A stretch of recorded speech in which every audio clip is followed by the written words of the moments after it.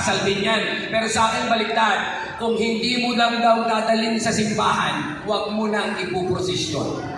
Ibig sabihin, sige, ibig sabihin, kung hindi mo pakakasalan, huwag na oy. Oh, di ba, ito ang goal mo. Oh, kung gusto mo magpakasal, di ba dapat ang wedding? Ang goal mo talaga, marriage. Yes. Kung gusto mo maging bride, hindi yan ang goal mo. Ang goal mo, maging wife. Maraming mga babae, maraming galing mag-makeup, galing mag-cellphone, galing mag-tiktok. Pero hindi marunong magluto. Hindi marunong maglaba, ang alam lang laban, panyo. Hindi marunong magluto, gusto pang umibig, kapal ng mukha.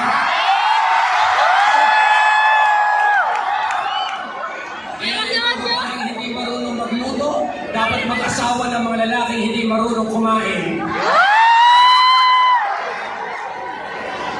Hello?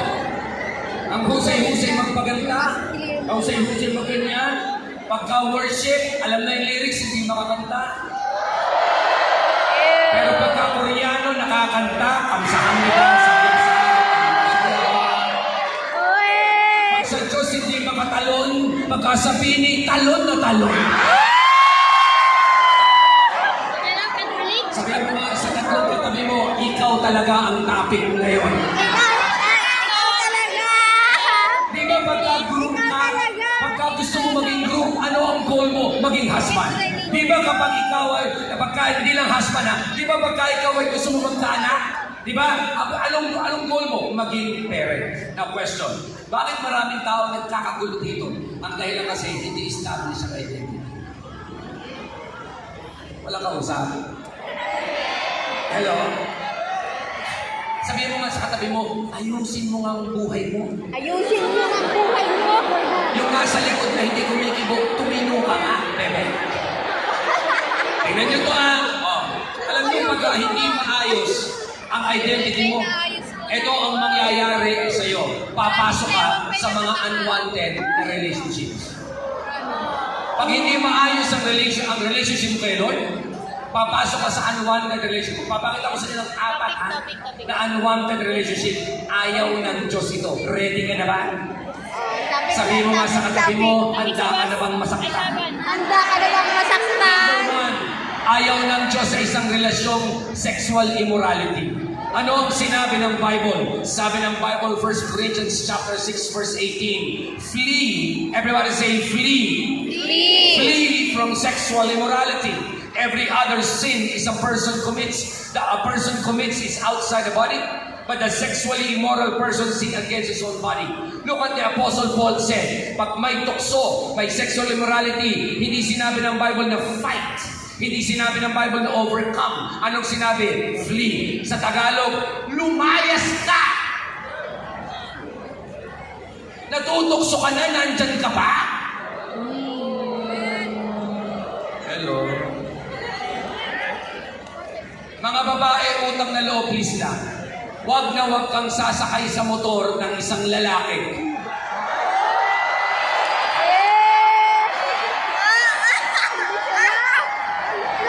Hey, Pastor! Sorry sa sakyan sa akin. Parang kapatid ko lang yan.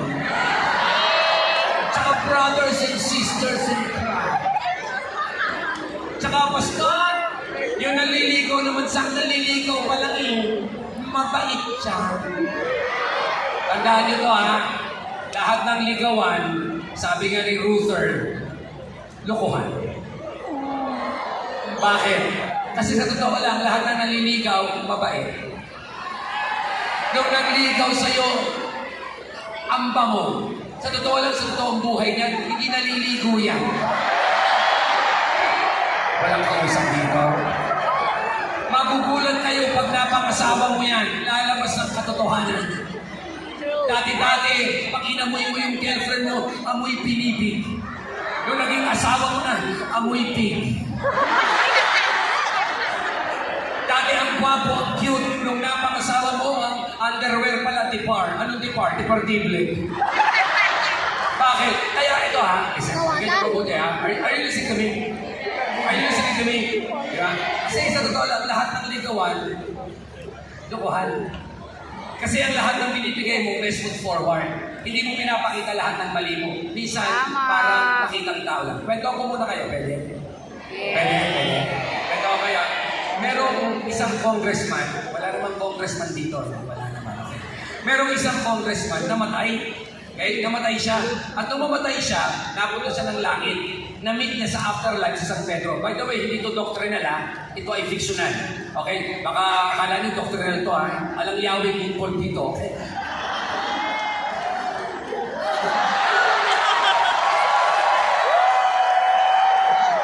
Ito na, ganito ha. Pagdating niya sa langit, sa afterlife, na-meet siya sa San Pedro. Sabi ng congressman, San Pedro, saan ako pumunta? Sa langit o impyerno? Sagot kayo ni San Pedro, Mr. Congressman, huwag kang mag-ala. Dito sa afterlife, democratic, pwede ka mamili. Sabi niya, talaga? O anong gusto mo? Langit o impyerno? So nag-isip-isip na yung congressman. Sabi niya ngayon, pwede bang mag-tour muna ako para makapag-desisyon ako? Sabi ko, wala namang problema, mag-tour ka. Sabi daw ni San Pedro. So ang una niyang tinuro, impyerno. So pababa siya ng pababa. Ha? So papunta sa purgatorio, walang purgatorio, ha? Dito lang sa Corena na dito yung pinakataas, mainit talaga yun. Okay? Tingnan dito ha, pagbaba, pagpasok niya sa impyerno, ito no, pagbukas ng grabe, ang lamig ng temperature. Pagkatapos, may mga babaeng kumakanta, ang gaganda, parang backup singer ni Kibulo. Hindi. Huwag niyo munang hanapin ng sarili niyo, hanapin natin si Kibuloy. Mas kaya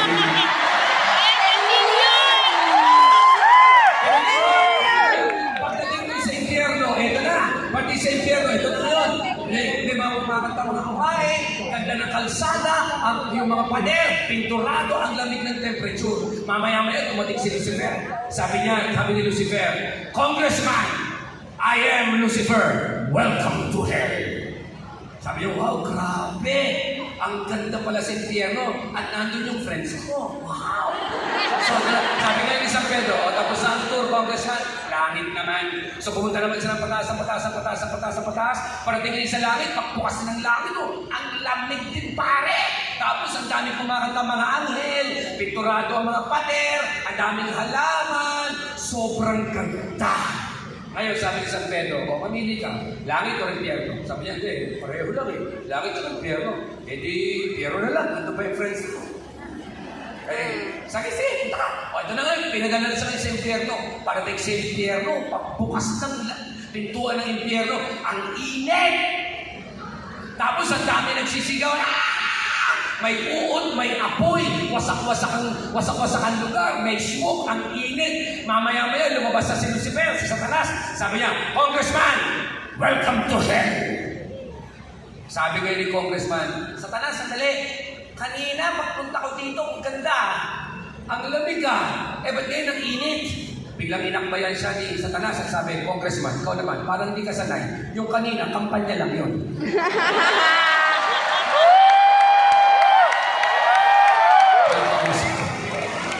Sinasabi ko, baka naman pakitang tao lang. Di ba? Kaya mag-iingat ka. Pakisabi sa katabi mo, mag-iingat ka. Pakisabi sa mga nasa likod mo, magkakatalino ka, bebe. Kaya dito ha, ano sabi ng Bible? Flee. Tumakbo ka. Hindi niya sinabing flirt. Di ba? Mamimili ka. Tatakbo ka o makikipag-flirt ka. Problema sa atin, kaya hindi ka makatakbo kasi gusto mo din. I was in Cavite about many years ago. May isang lalaki after the conference, kumausap sa akin, Pastor Reggie, pwede bang pag-pray mo ko? Sabi ko, bakit?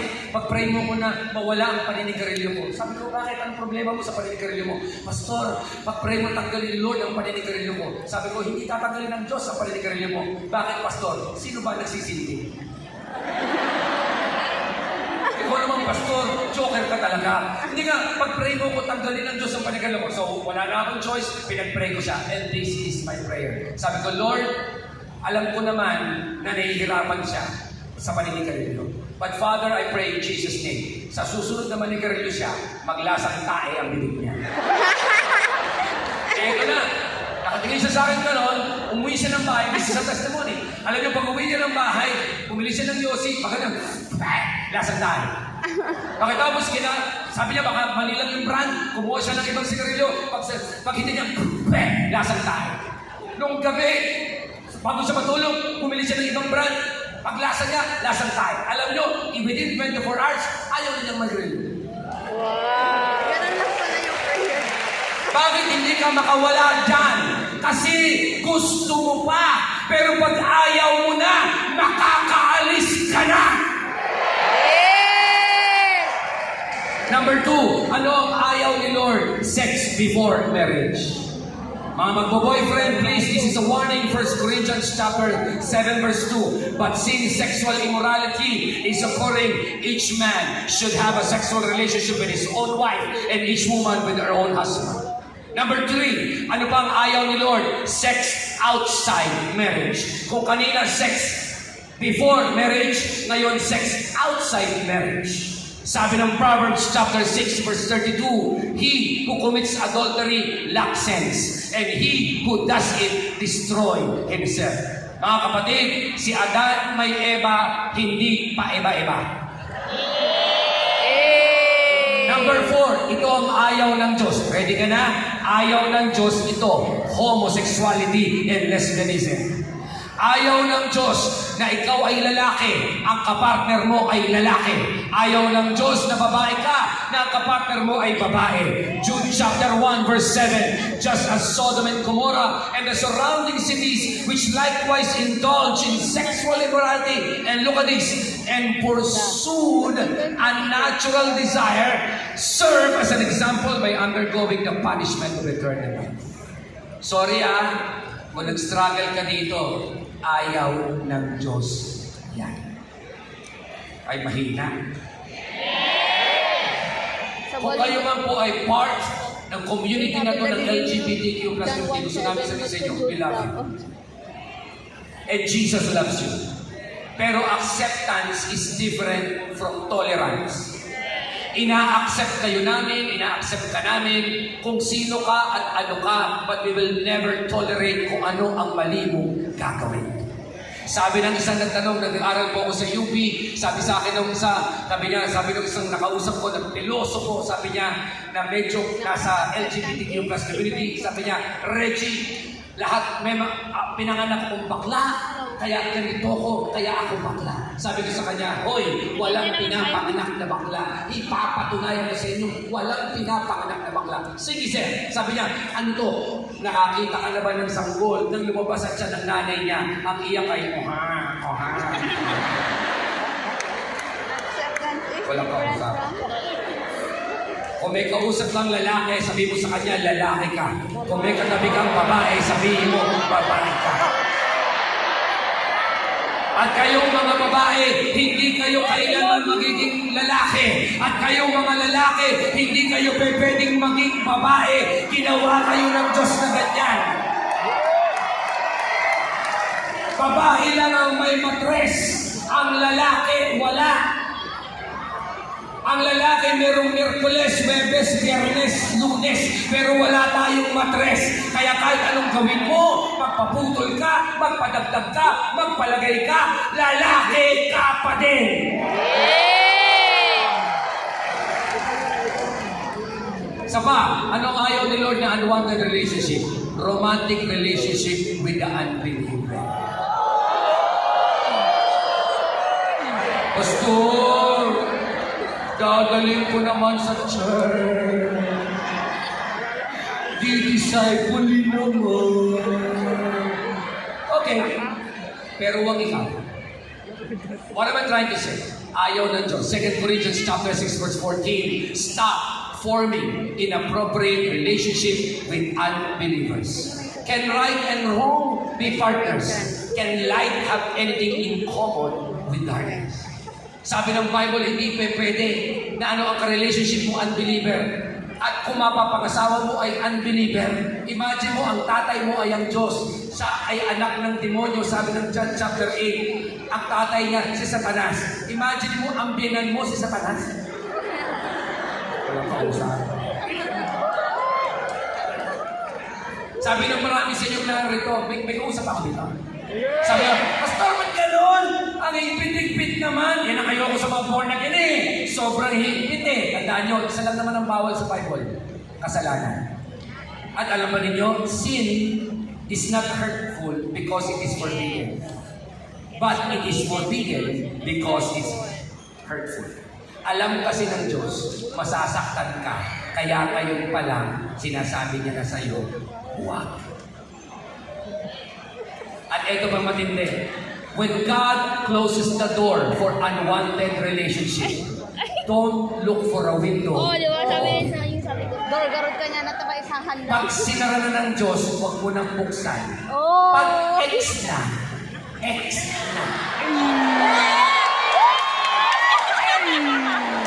Hindi pwedeng X na. Friend pa!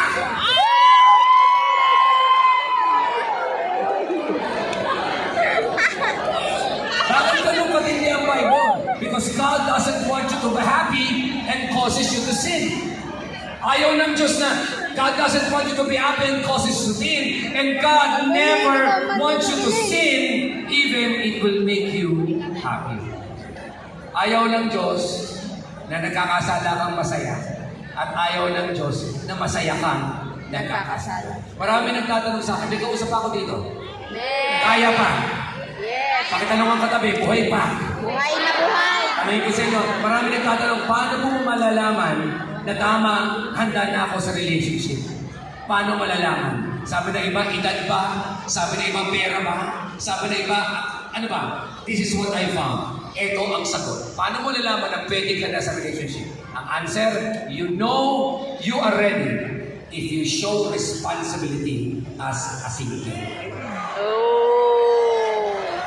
Ay, naku, naniniwala sa sinabi ko. Pero paano ba?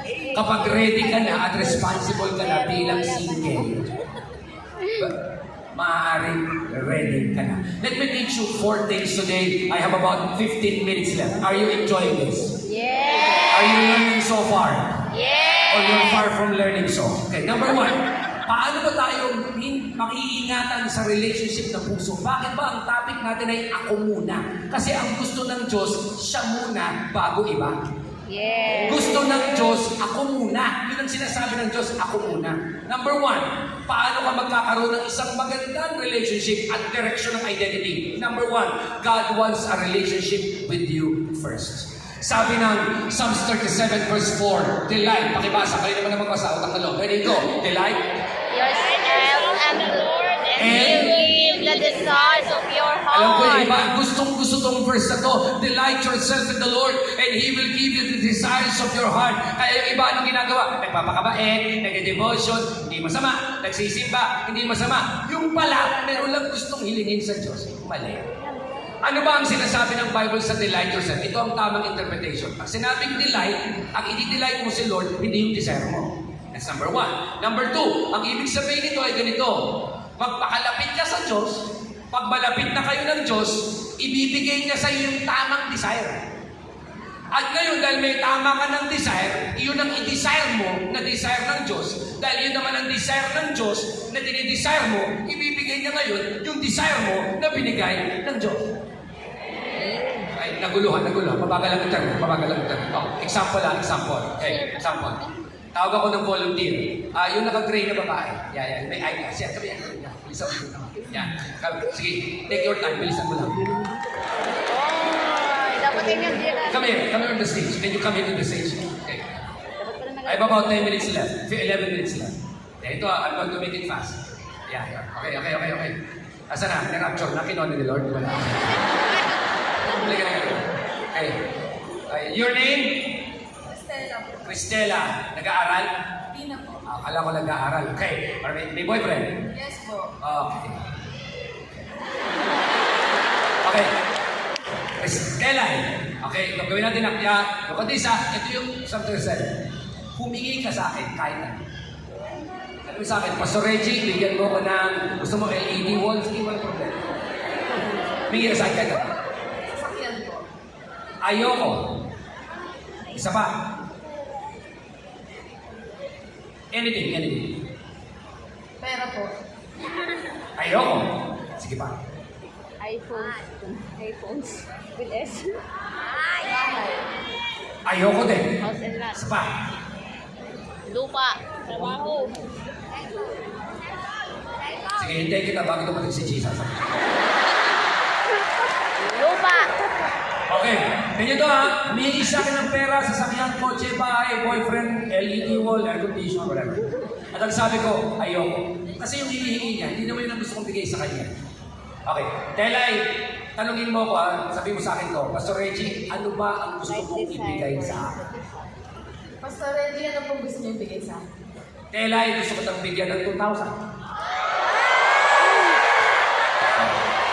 Okay, ngayon, sabihin mo sa akin yan, Pastor Reggie, pahingi ng 2,000. Pastor Reggie, bigay pong 2,000. Okay.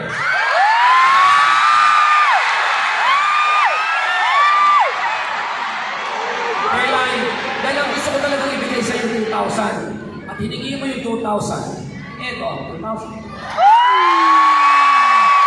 Palapakan natin si Telay, come on. It's yours. It's yours. That's not a joke.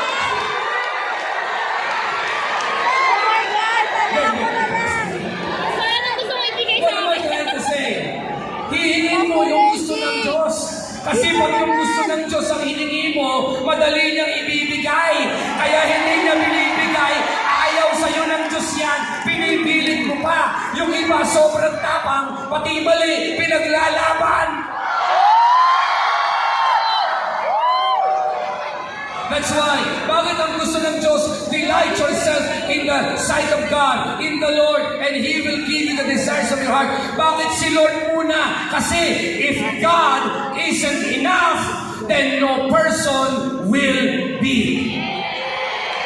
Kung ang Diyos hindi sapat sa'yo, walang makakasapat na kahit sino. Diyos lang ang pwedeng magsapat ng pangailangan mo. Diyos lang ang pwedeng magpagaling sa'yo. Diyos lang ang pwedeng magbago sa'yo. Diyos lang ang pwedeng magpalaya sa'yo. Diyos lang ang pwedeng magbigay sa'yo na maging buo ka.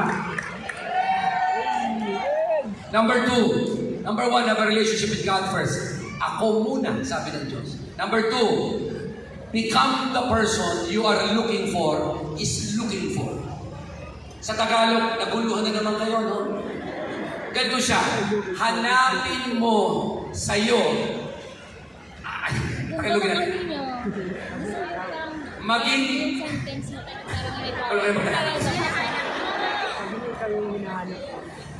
Ang hinahanap mo sa iba, hanapin mo muna sa'yo. Parang ganito, naghahanap ka ng masipag, ikaw muna.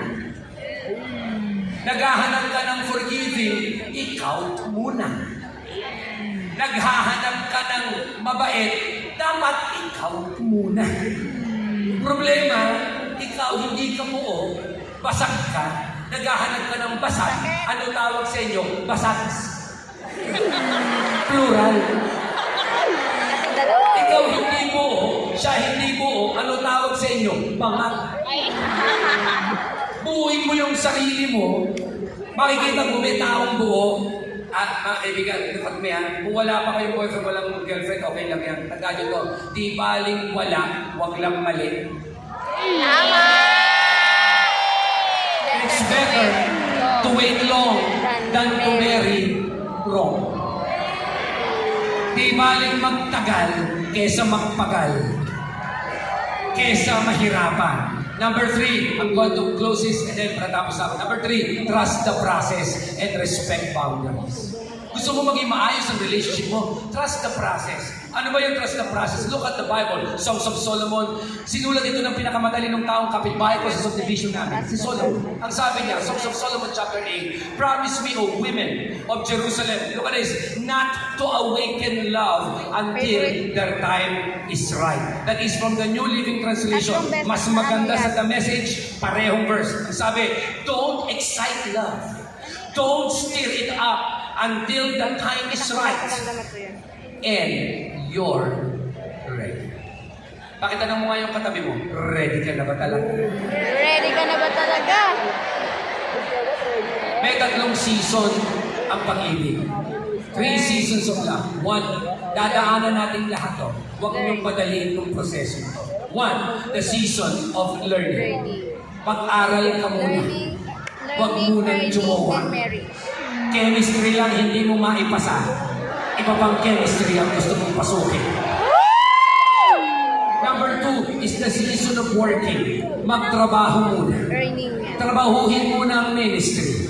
Ayusin muna ang stability. At number 4, pagtapos na ang tatlalawang yan, pumasok ka sa pangatlo, the season of marrying. Sige, pag nakapagtapos ka, nakapagtrabaho ka, stable ka, mag-asawa ka na, sisipain pa kita, ipagtutulang pa kita, ibebenta pa kita, please, mine lang, paki-mine, SSD lang. Okay, gagawin natin yan. Bakit? Kasi tapos muna.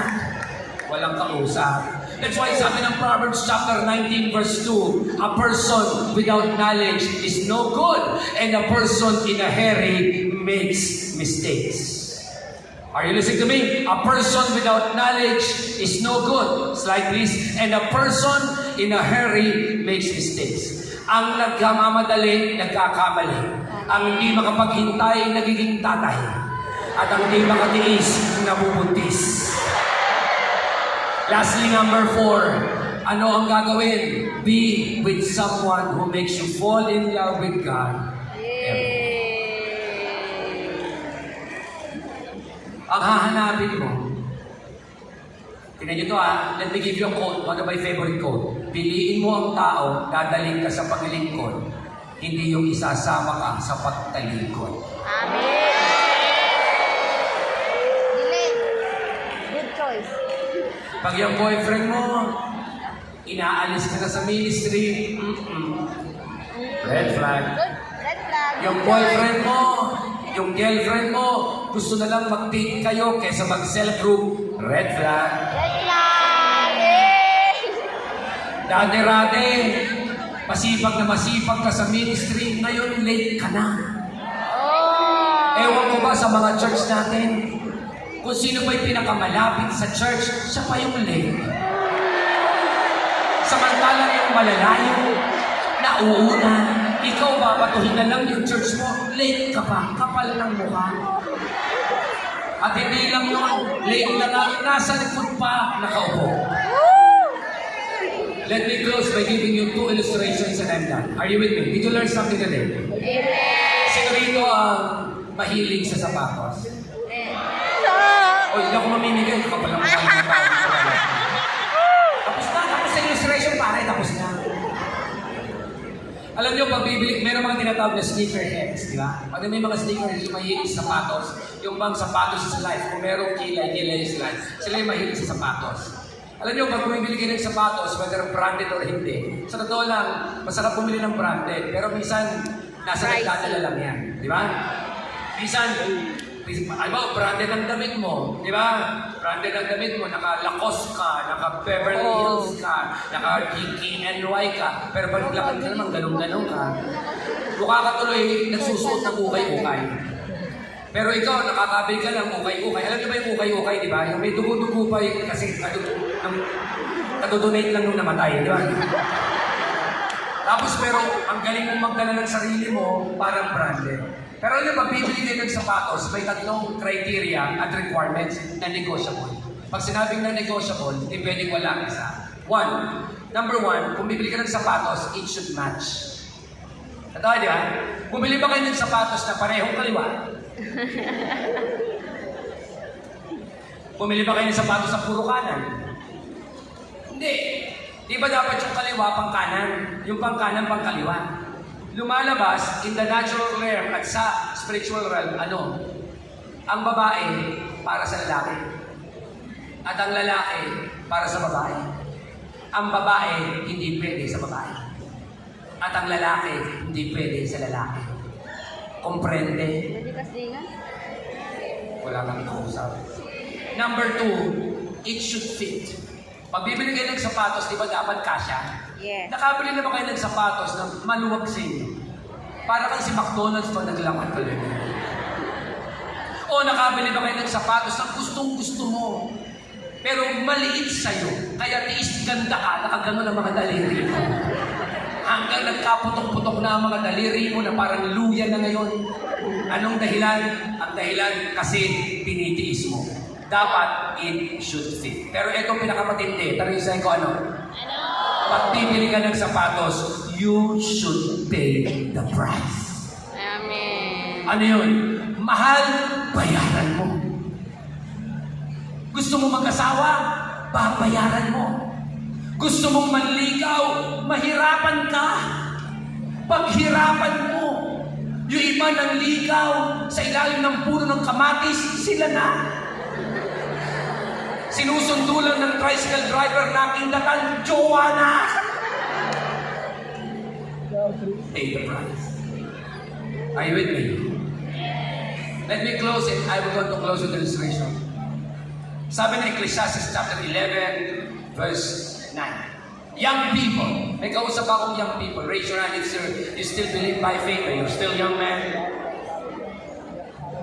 Hindi nagtaas, matanda na Panginoon, malapit na. Sabi nito, young people. Enjoy your youth, man. Be happy while you're still young, dude. Do what you want to do.